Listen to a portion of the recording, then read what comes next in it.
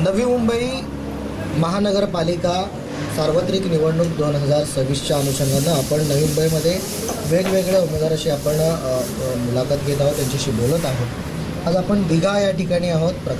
प्रभाग क्रमांक 1 अ मधून वंचित बहुजन आघाडीची अधिकृत उमेदवारी म्हणून त्या ठिकाणी नमिता भालेराव यांना देण्यात आलेले, त्यांच्याशी बोलूयात। मॅडम, काय सांगणार आहात? आज कुठले विषय घेऊन तुम्ही वोटिंगसाठी जनतेसमोर जात आहेत आणि कसा रिस्पॉन्स मिळतोय, काय सांगा? नमस्कार। प्रथम मी आदरणीय बाळासाहेब आंबेडकर यांचे धन्यवाद मानते। त्यांनी आमच्यासारख्या गोरगरीब सामान्य व्यक्तींना तिकीट दिलेलं आहे आणि इथं उभं केलेलं आहे। आज आपल्याला ही लढा जी जिंकायची आहे ती धनशक्ती विरुद्ध जनशक्ती ह्याच्या संदर्भात आहे। आज आपल्याकडे लोक भरपूर प्रमाणात आपली समाज एकवटलेला आहे, परिवर्तन करायचं आहे। आपण राज्यात बघतच आहोत काय घडत आहे। आपल्याला स्थानिक लेवललाही सुधारणा करायची आहे। महिलांचे सशक्तीकरण, सबळीकरण, आपल्याला महाराष्ट्राकडून येणाऱ्या योजना महिलांपर्यंत देणे, घरकुल देणे, तसेच रस्ता स्वच्छता, आपलं काय बोलतात संरक्षण, महिलांचे संरक्षण वाढवणे, या सगळ्या योजना आपल्याला प्रत्येक घरोघरी द्यायच्या आहेत। त्यामुळे ही संधी आपल्याला मिळालेली आहे, आपण त्याचं सोनं नक्कीच करणार आहोत। प्रामुख्याने आज या विभागामध्ये किंवा या प्रभागात कोणती अशी कामे जे झालेले नाही, जे अपूर्ण आहेत असं तुम्हाला वाटतं? या विभागात तसं बघायला गेलं तर काहीच कामं झालेली नाही आहे। दरवर्षी दर 5 वर्षातून नगरसेवक येतो, आपली पोळी भासतो, लोकांचं काही जनकल्याण करत नाही आहे। महिलांसाठी काही योजना त्यांच्यापर्यंत गेलेल्या नाही आहेत। बचत गटाच्या योजना आहेत त्या कित्येक महिलांपर्यंत गेलेल्या नाही। त्यामार्फत महिलांना रोजगार उपलब्ध करून देणे असतात, महिलांचं सबळीकरण करणं असतं, ते कुठल्याच महिलांचं झालेलं नाही आहेत। प्रस्थापित काय करतात, निवडून येतात, आपली पोळी भासतात, स्वतःला पुढे करतात, पण जो आपला वर्ग आहे इकडचा तो तसाच आहे, त्यांचं काहीच झालेलं नाही आहे। आपल्याला त्यांच्यासाठी काहीतरी करण्याची ही संधी मिळालेली आहे। त्यामुळे एक आपण सुशिक्षित उमेदवार आहोत आणि स्थानिक लेवलला आपण राहतो, त्यामुळे आपण नक्कीच त्यांचं भलं करणार आहोत। आज जसं तुम्ही स्वतः उल्लेख केलात, प्रस्थापित आहेत, धनदांगडे या ठिकाणी पक्ष आहेत, BJP असेल, शिंदे गट असेल, इतरही जे महाविकास आघाडी असेल, कसे सामोरे जाणार आहात आणि तुमच्याकडूनच खरं परिवर्तन होईल का? काय वाटतं तुम्हाला? नक्कीच आपल्याकडून परिवर्तन होणारच आहोत। आपण हे फक्त बोलत नाही आहोत, आपण हे करून दाखवणार आहोत। यावेळी लोकांनाही दिसून आलेलं आहे, पैशाच्या जोरावरती इलेक्शन लढलेली जात नाही।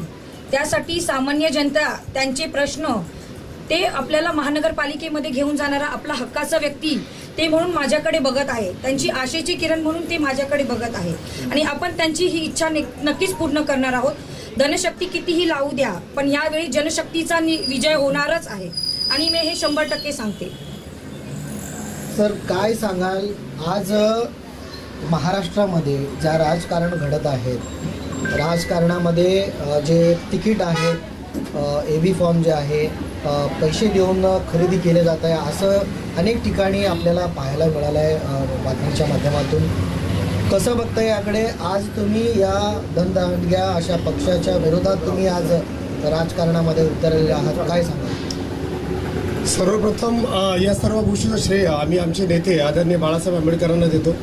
त्यांनी आमच्यासारख्या सर्वसामान्य माणसांना ही संधी उपलब्ध करून दिली आहे। आज बहुतेक ठिकाणी आपण बघतो, प्रस्थापित ठिकाणी लोकांचे जे तिकीट आहे, इलेक्शनचं तिकीट आहे, त्याचं करोडोंनी भाव चालू आहे आणि आज त्या करोडोचा भाव चालू असताना आज आमच्यासारख्या सर्वसामान्य लोकांना कुठल्याही प्रकारचा पैसे न देता, कुठल्याही प्रकारचा आमिष न देता, आज जर आमच्यासारख्याला लोकवर्गणीतनं आम्ही आज हा सगळा लढा उभारतोय, त्यामुळे आज आम्हाला आनंद होतोय की हा धनशक्ती विरुद्ध जनशक्तीचा लढा आम्ही 100% यशस्वी करणार।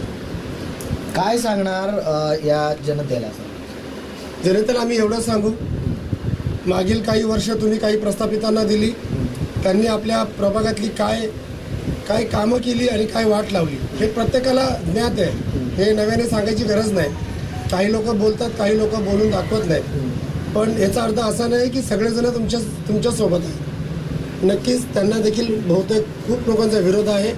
ज्या पद्धती त्यांची कार्यपद्धती आहे, घराणीशाही आहे, त्या गोष्टीला आम्हाला कुठेतरी आळा घालायचा आहे आणि येणाऱ्या काळात आम्हाला एवढंच सांगायचं आहे या 5 वर्षात जर का नमिता भालेराव यांना संधी मिळाली तर पुढच्या 5 वर्षात परत त्या संधीचा फायदा घेणार नाहीत असं त्या स्वतः सांगतायत.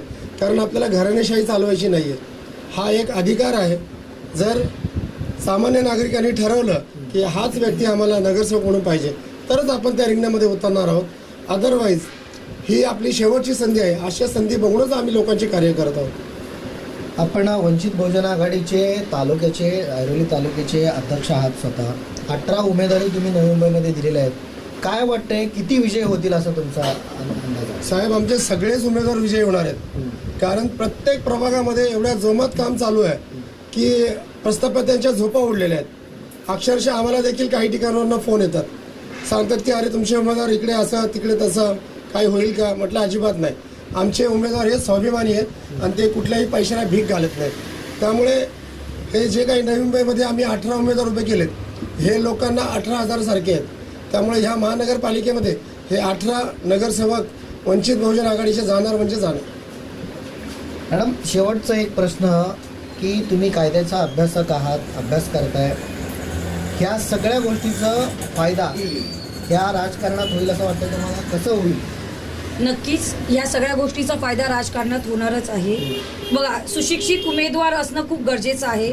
आपण यावेळी म्हणजे भरपूर वर्षापासून आपण फक्त पैशाच्या जोरावरती निवडून आणतोय उमेदवार, ज्यांना काहीही नॉलेज नाही आहे, जे काहीही शिकलेले नसून सुद्धा फक्त आपली पोळी भासतात.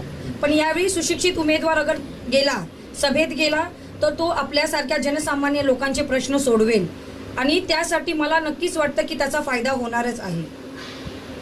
खूप खूप धन्यवाद. तर आपण पाहू शकता एकंदरीत वंचित बहुजन आघाडीचे प्रभाग क्रमांक 1 मधून हे नमिता भालेराव आहेत.